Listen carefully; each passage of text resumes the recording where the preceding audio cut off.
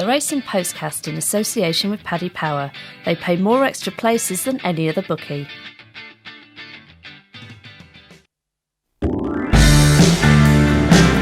Hi there, welcome along to the Racing Post Weekend Review Postcast. I'm Bruce Millington and I am delighted to be joined by my Racing Post colleague Nick Watts and also superstar of the saddle, Sam Twiston-Davies, plus Tom Nugent from Paddy Power with all the latest anti-post odds as we discuss three compelling days at Cheltenham. It's the open meeting and it threw up abundant clues for what to come and also generated no end of excitement. Terrific stuff, dramatic stuff, tragic stuff as well. It had it absolutely all.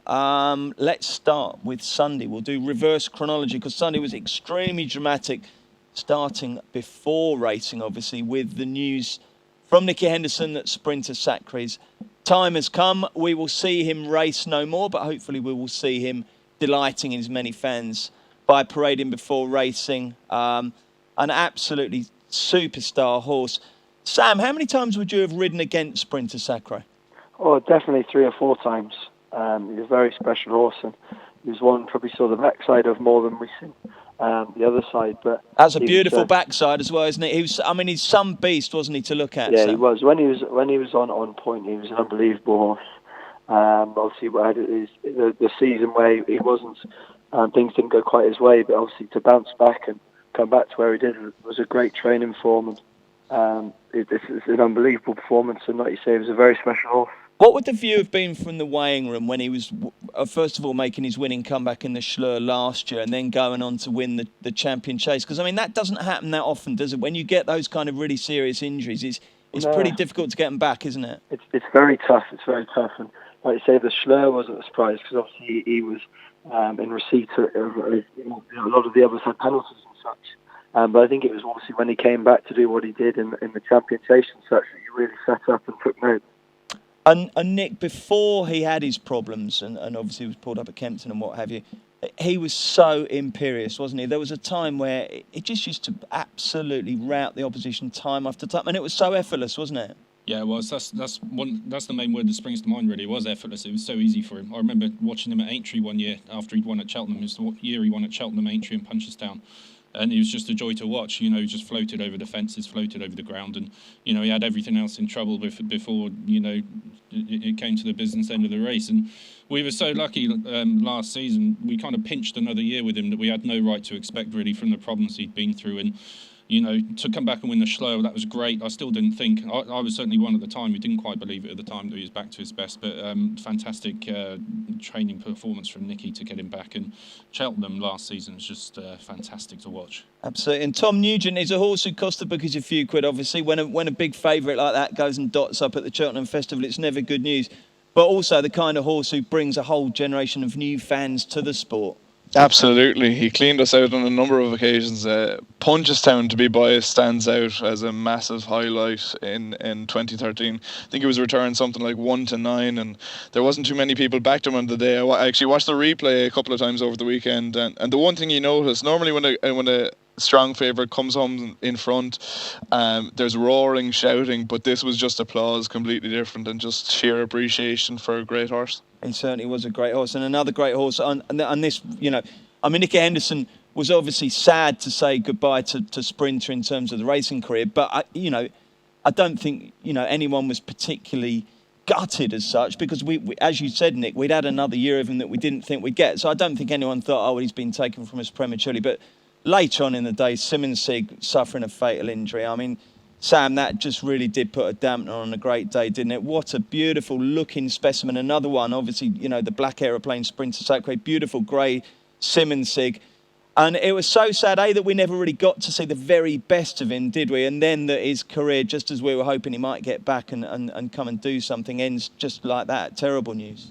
Yeah, very sad for obviously all the connections and everyone back at home, especially after they'd all been so patient and waiting for him to get back to the track. And it was looking like he looked in great shape before, and it's just one of those things. It's very, very sad. And obviously, just send all all our thoughts with the connections and the lads and lasses that look after him at home. Yeah, I mean, they're the ones you feel most sorry for, aren't you? Because, man, they look after him like members of the family, don't they? You know, Nick, we've had a bit of a tough time lately, haven't we, chaps? I mean, Nick, we've lost a few like recently, haven't we? You know, I mean, one thing I would say, going back to Friday with Barters, I was watching him and, you know, my heart was absolutely in my mouth throughout that. And you know, that is one great piece of news from the weekend, that Barters is okay and hopefully will race again. Yeah, no, that is good news. He might even come back before the end of the season.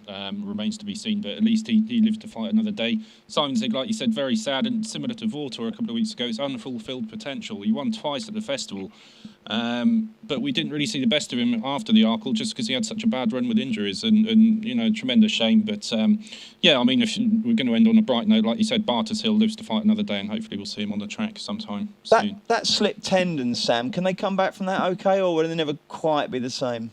Yeah, he'll come back. He'll just need a good time off the track, and he'll spend a long time in his box, and then probably have a summer off, and hopefully come back as good as he was next season. Excellent. Okay, let's look at what actually happened in terms of the winners from the 3 days. And again, sticking with Sunday, the Schlur Chase. Fox Norton continued to impress. He's looking a real progressive animal. Obviously, switched from Nilmar Holland to the Tizzards. But he did it very nicely indeed. And how has that affected the Champion Chase betting, Tom Nugent? So Fox Norton is 6-1 now from 10s for the Champion Chase. Juvenile is 4-6 favourite. It's Undeso 8-1 and 14s bar. Nick Watts, what do you think of Fox Norton vis-a-vis the Champion Chase? Well, we live in strange times, don't we? I mean, if you'd said to me that a horse that was beaten 11 lengths in the Arkle, and then I think he was beaten 32 lengths by Duvan at Aintree after that, if he was 6-1 for the Champion Chase, you know, I would have laughed. But that seems to be the case. And yeah, I mean, he does look a different horse now, doesn't he? For whatever reason, I can't quite put my finger on it, but his 2 runs this season have been really smooth. He's travelled really well, and he had yesterday's race won a long way out. Now, I think if you're looking at the Champion Chase, this all does revolve around Duvan. I think 4-6 is arguably a good price, bearing in mind if Fox Norton is second in at 6-1. But listening to Willie and Rich Ritchie this season, especially with Vortor gone, they've made a few noises about stepping Duvan up in trip. I don't get the feeling that this is like the be-all and end-all for them. So if Duvan was taken out of this, it would be a fascinating and much more open race, and Fox Norton would be top of your list. Sam, what would you do with Duvan? Because I mean, the thing is, we all suspect he's got potential to be a star over bigger trips. But I mean, this Champion Chase right now is absolutely at his mercy, isn't it? Would you give him a year at 2 miles and then step him up? Like you say, that's what's nice, is there's so many options for him. They've got the hard job of deciding what route to take. But at the end of the day, he's a horse with so much ability and so much natural talent. Whichever route they do take, he will be a massive threat to everyone else around. Be interesting to see whether they go for the King George or not. But if he's to stick to 2 miles, he's going to be very, very hard to beat. Absolutely. Have you got anything in the yard that you think might just emerge there and be able to challenge over 2 miles this year? Like we say, we're just rebuilding. Like you say, with a lot of young horses coming through and such. So it might not be till next season we see the likes of those out. Okay, fair enough. We'll stick with you, Sam, for the Greatwood. Obviously, North Hill Harvey. It was a really exciting race. North Hill Harvey gutsed it out up the hill. Was there a horse in there that you take out apart from the winner there, Sam? Yeah, I think Moses ran a good race. Obviously, in second, he showed that he was obviously strengthened up over the summer. He was able to deal with that slightly worse ground. Of the others, I thought Leon Cavallo would go well on the day. He just looked flat out from an early point, so I wouldn't be giving up on him too soon. I think step up and trip. I think that there are plenty of races to go on with him this season. Okay, and the opener, the Moon Racer versus Ballyandy, that was an interesting one. Moon Racer came out on top. Nick Watts, what did you make of that race? It was a cracker race, wasn't it? I'm not sure there was any great pace on particularly, so they were all bunched up coming into the home straight, and there was a bit of trouble in behind. But Moon Racer was always in the right position, and he's a lovely, lovely horse. I like him a lot. He's 8 years old, so he'd be the oldest Supreme winner since Like a Butterfly. Not many horses do it at 8, and but not much mileage on the clock, though, is there? No, absolutely. That's the flip side of it. And he's had a bit of time off, and he's fresh. And I think, David Piper obviously thinks the world of him, because he even mentioned the Champion Hurdle yesterday post race. So you know. Yeah, I mean, he, at the moment he's top of my list for the Supreme. Although Woody Mullins hasn't really got going yet, has he? Would you be pretty down on Ballyandy after that, or will you give him another chance? No, not at all. I think the way the race was run, it probably didn't show off his strengths at all. He might need to go up in trip a little bit, but I think these small field, slightly tactical races, you will never quite see him at his best, I don't think. Okay, I want to talk about Le Président. Sam did it nicely, didn't he? What's the stable's thoughts about him and what he can go on and achieve now? Yeah, obviously, it's nice. Obviously, he's got that win under his belt for his new connections. He jumped well on the whole. I think, obviously, the pace they went, it wouldn't surprise me if they stepped him up in trip. I think he just found the middle fractions of the race quite hard work, but even so, it was great to see him. It was his first time running on an undulating track, so it was great to see him hit the line as he did, and hopefully he'll have a successful season. It'd be obviously plenty of options open to him, and hopefully it won't be the last of his graded successes this season. And Sam, just talking about Cheltenham, I mean, I thought the TV stuff went very well. How did you enjoy that? Yeah, it's obviously a different side of the game. Would much rather be riding, but it's one of those things that it's nice to be asked to do those sorts of things and see a different side of our sport. I thought you were a natural. Very good indeed. And right. to what extent, obviously frustrating to sit it out. We know how, you're a very mild-mannered person, but you could sense just how frustrated you were by not being able to ride at Cheltenham. But did you manage to take any positives out of it in terms of horses? And you thought, well, I'll tell you one thing, when I get back on that one, we'll be winning some races, Look, there's a lot to look forward to. At the end of the day, in my career, I've been very, very lucky. I think I've been riding 8 years, and this is the first a major amount of time I've had to have off the track. So when you do see a horse like Ballyandy and such running, it is very, very hard. At the same time, looking forward, that these horses are going to be stars of the future. We're going to have a lot more good days together, hopefully, and fingers crossed that one of those might be in the Neptune come Cheltenham March.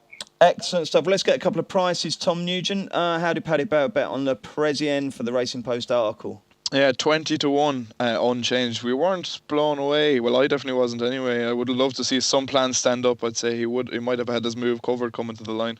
20-1 also, some plan in the article. 20-1 do it for you, Sam? Oh, we wouldn't mind. We used to have some plan. Nichols I don't think he's the strongest of finishers, so I think the Président would have picked him up anyway. But even so, yeah, I think he's a horse with a decent future, but he might just need to step up and trim. Okay, let's talk Thistlecrack. Here's Paddy Power's latest horse racing offer. It's money back as a free bet if your horse finishes second to the SP Fav in all races at one meeting today. And at one meeting every day this month. Max £25 per race, not available in shops. 18+, gambleaware.co.uk. Welcome back. We've looked at the Sunday of the open meeting. Let's look at Friday and Saturday. And Saturday, obviously, the big draw card was Thistlecrack, having his second outing over fences. He won well enough in the end, not without the odd, I wouldn't necessarily call it a scare, but the odd interesting journey from one side of the obstacle to the other. All in all, though, Sam, if you were Thistlecrack's teacher, what would your school report say? Yeah, like you say, it'd still be plenty high. At the end of the day, he's a novice. He's still learning his trade. He's got limited miles on the clock, so it's one of those, he made a handful of mistakes at just the ditches, but on the whole, he was still very visually impressive. He looks like an absolutely outstanding horse, and it's going to be very, very exciting come Cheltenham March to see, obviously, all these good horses lining up against each other. He does have to do it in a slightly better race where they go a bit more of a pace, but it was nice to see him obviously actually make a mistake and learn from it going forward. And Sammy, when you're riding these novice chases over Cheltenham, I mean, I guess it's a completely different test to, say, Warwick or Chepstow or wherever else. How much can you forgive a horse if he does stuff the odd one up? And how much can you say, look, that's absolutely fine, he'll learn from that? Or is there the odd alarm bell ringing at the back of your mind? Well, look, as you can say, it is a learning curve, It's his second start. Going forward, I'm sure the Tizzards are very happy. He still won in a manner, a very, very easy manner. So going forward, I think they were talking about getting a little bit more experience into him before Kempton. But it was that. He jumped around a Greybourne track. He made two mistakes, but at the end of the day, the more he does, the better he's going to get and the more he'll learn. Nick Watts, what do you make of Thistlecrack? Yeah, I liked it. I wouldn't be too concerned about the mistakes, to be honest, because I think you'd want him to be making them now so he learns from them before, rather than further down the line. And anything Thistlecrack does, because he is the horse he is, gets magnified hugely, so we're all delving into his mistake and landing on top of the ditch, etc. But, it's his second start over fences, and if you took the view, if you looked at Chepstow and you looked at Cheltenham, both of them together, you'd say he's taken to the job really, really well. What he just needs is more experience, and I think Colin Tizard's going to send him to Newbury at the Hennessy meeting, and obviously to Kempton at Christmas. And I think that's a better time to judge him in terms of if he's keeping on making those mistakes or if he's ironed them out. I think he's taken to the job really, really well. And it's just his exuberance that makes him want to kind of take these fences on. And, that might have just helped him, I think, and just thought, I've got to give these a bit more respect. And I think next time we'll see him put in the faultless round. And yeah, he's still very much on target for me. Okay, right, I'm going to ask you a question. I just want a one-word answer from each of you. Where will Thistlecrack finish in the Gold Cup this year? Nick Watts. Second. Sam Twiston-Davies. I think he'll nearly win it. And Tom Nugent. Third. Coming in, Tom, give us a show. Gold Cup. Gold Cup, Thistlecrack 7-2 favourite, Conagry 8-1, Don Cossack 10s, Jack Adam 12s, alongside Balser, Lido and Q Card, and it's 16-1 bar. And Tom, stick with you. Who will he finish third to? Don Cossack if he's fit, and Conagry in second. And Nick, who will he finish second to? Oh, I put Jack Adam up. He's not the same horse as Thistlecrack, but yeah, I've gone with him, so I'll stick with it. Okay, fine. Now then, what pointers came out of the BetVictor Gold Cup? Takanda Soy won it. It was an absolute thriller. Great tip by my learned colleagues Tom Siegel and Pietro Innocenzi. I guess that puts him in the Ryanair picture, does it, Nick? Yeah, no, definitely. He's kind of, he hasn't been at his best, but he's obviously come back to something like that. We saw glimpses of it at Chepstow on his comeback, and then he put it all together. That kind of ground seems to suit him well, because I think he needs a strong pace, and he needs to, be finishing like that to be seen to best effect. Yeah, so he's a player, he's somewhere in the mix, isn't he? But if you wanted one to take out the race, I thought Asso, who finished fourth, was definitely the one. I mean, Venetia's hardly won anything this season at all, and he really tanked through the race like a good horse. He's only 6. I think he's off a mark somewhere in the 140s. So I think he could win off that, and there's a good race in him. So if there's one to take from it, it would be Asso for me. Sam, what was your main reflection having watched the BetVictor Gold Cup? Well, I think it was one of those, Takanda did very well on the ground over a trip that suits him well. The horse I really thought was old Bywise. If there's ever a horse that deserves one of those big pots, it's definitely him. He tries very well. He jumped okay on the hole, and I just feel he really does deserve one this season. He's a cracker, isn't he? I backed him place only because that's all that ever happens. I was delighted. If you back a horse place only and they win, you feel slightly gutted. But having said that, he's becoming such a character, as you say, isn't he? You'd love to see the old monkey get up, wouldn't you? Like you say, he's a favourite of a lot of people, isn't he? He's got a big heart. He tries very hard. And obviously he does his best, but for whatever reason, 1 or 2 fences just get in his way, and he makes it quite tough. But what a consistent fella he is. I mean, he was placed in the race last year, same again this year. So massive effort, and probably doesn't actually get the credit he deserves. And how are the PF Nichols horses? They'll come back okay? Yeah, I wasn't down there this morning. I'm actually down there tomorrow, so I haven't heard too much. But Frodon made a couple of notable mistakes before actually getting back into the race again. So that was a fair effort on his part. Art Moresque ran a big race for a long way. I'm not sure, as to me, he was in love with the ground. He looked on trouble plenty early. So I think that might have been an excuse for him. And then Bovril, I think, ran a good race. He travelled very strongly, but I think he'd probably just prefer a little bit better ground. 2 questions on the ground for you, Sam. One, was it as called, do you think? Did they get it absolutely right in the description, or was it slightly softer? There's so many different variations. What you've got to look at is Saturday it was a lot wetter. You were kind of they looked to be galloping through it a lot easier than they were Sunday.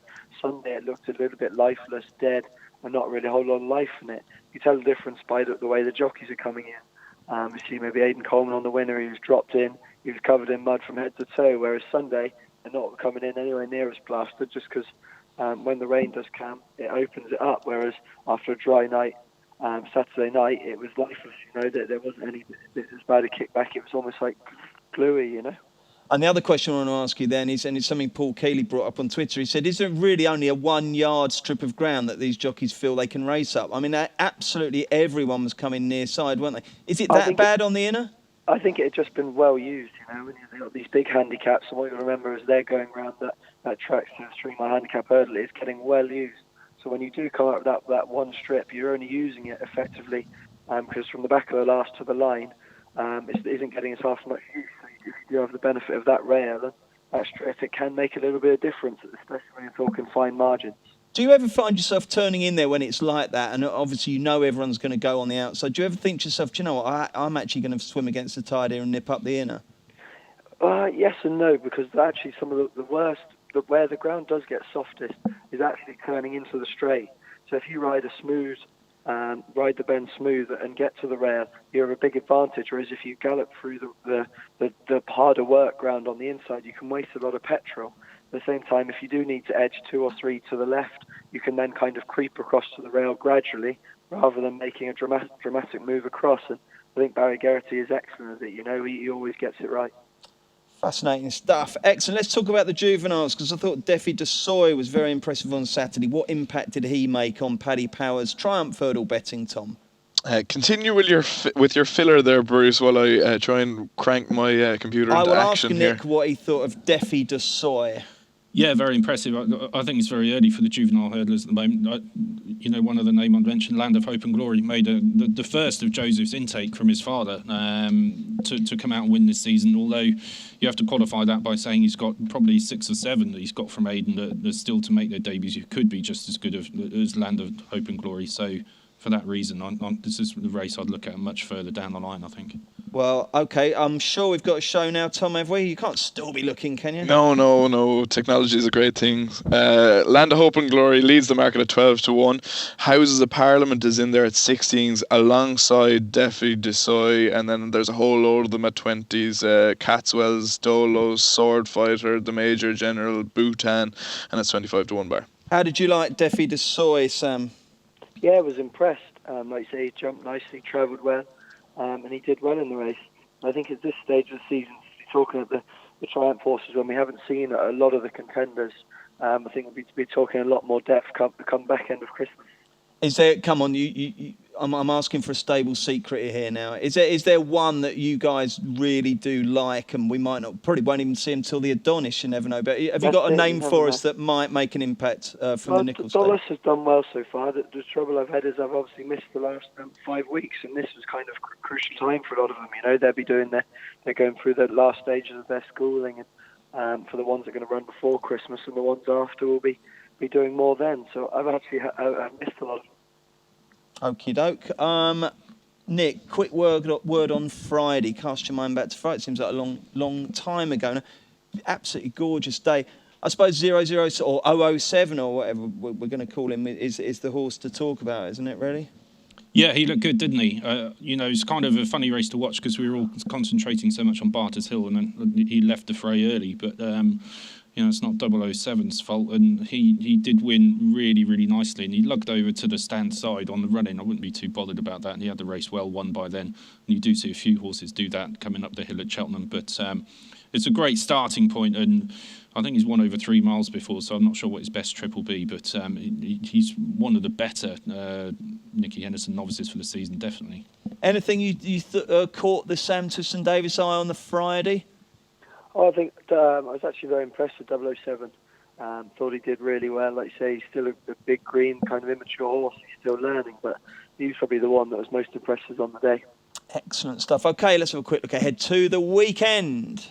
Here's Paddy Power's latest horse racing offer. It's money back as a free bet if your horse finishes second to the SPFAV in all races at one meeting today. And at one meeting every day this month. Max £25 per race. Not available in shops. 18+. Gambleaware.co.uk. I always love this Saturday blast where you've got the BetVictor Gold Cup day, then you've got Betfair Chase Day, and then you've got the Hennessy. Absolutely superb. They just come thick and fast. No weak Saturdays about at all. So, like I say, this Saturday, Betfair Chase at Haydock. It is Coney versus Q Card. What a phenomenally exciting prospect. And Tom Nugent, give us a show and your thought on how the race will pan out.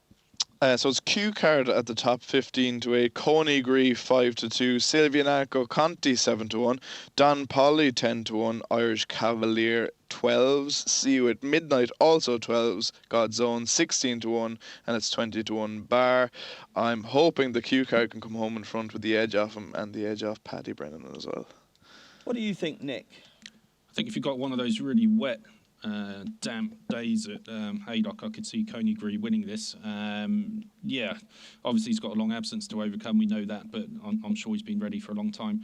I don't think Nico de Boinville will get to ride. I think he got injured yesterday. I think they're lining up Richard Johnson, who's, I think I'm right in saying, won on him at Newbury before he won the Gold Cup, so he knows the horse well. And it could be a fascinating tactical race as well. It could be run at a very fast pace. If Coney Gree does his normal, See You at Midnight could be in there as well. He could do his normal. There's going to be no prisoners in that. I think Q Card will have to be, as good as he was last season to win it. And there's several in behind who could run big races as well. Sam, do you know if Black Lion's going to be running?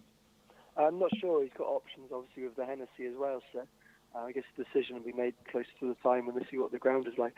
You're a bit of a Black Lion fan, Nick, aren't you? Yeah, I'm very much hoping they go for the Hennessy, so I'm a bit nervous that they might go to Haydock. So, we'll see. But, I think he's made for the Hennessy, but obviously could go on Saturday.